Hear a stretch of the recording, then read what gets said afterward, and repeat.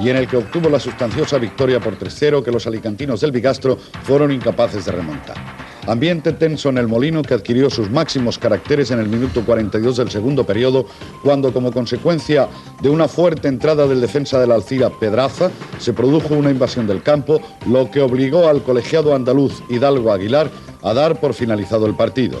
Los del Alcira, conocedores de la superioridad que les daba el partido de ida, se limitaron a jugar su encuentro, cerrándose muy bien detrás y limitándose a contragolpear para sorprender a la cobertura contraria. La responsabilidad estaba en los jugadores del Bigastro, que se veían en la necesidad de remontar un 3-0 adverso. Como consecuencia se volcaron sobre el área adversaria, pero fueron incapaces de aprovechar sus oportunidades y claro dominio. En la segunda parte, de las mismas características, afloraron los nervios y la dureza, quizás como consecuencia de la impotencia.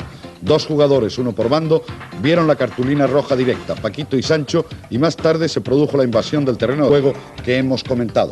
A pesar de ello, y aunque se hubiera disputado los 3 minutos restantes, tampoco se hubiera desnivelado la eliminatoria y posiblemente el partido habría terminado con eliminatorias. Se encontraron la Unión Popular y el Gandía. El marcador era favorable por el primero de los partidos jugado en el Guillermo Lagüe al Gandía, que venció por 3-1.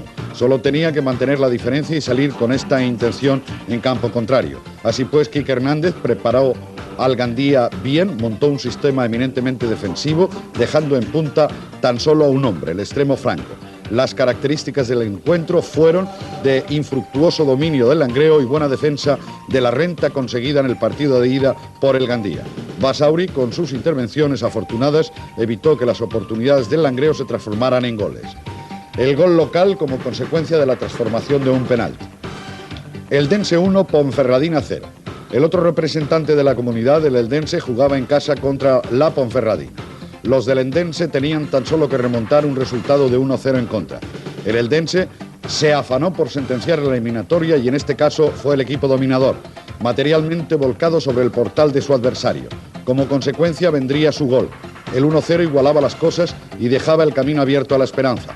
Pero el juego de contención de la Ponferradina evitó que los del eldense fueran capaces de marcar un nuevo gol, provocando la tanda de penaltis en los que los visitantes fueron más afortunados y consiguieron su clasificación. De los representantes de la comunidad juegan la segunda y última ronda de clasificación para el ascenso, Alcira y Gandía, y queda apeado el eldense.